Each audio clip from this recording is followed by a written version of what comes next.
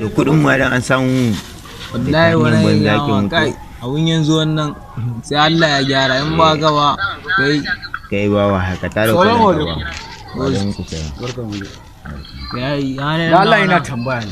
ne Allah ya samu so nake in bar Najeriya in je share Maiduguri dan Allah wani hanya ya kamata ne kai hanya kake ne ma top bari dai mu nuna ma amma ba gaskiya mu dan kaga daga layin nan wani da na soko a Gombe na wuce Zaria daga Zaria na wuce Tanzanda to shine na gargara nan to bari in zo wannan karamin kauyen ko za nuna min kabun shi da booster ko babu gashi nan dai shi dai da booster ko babu ba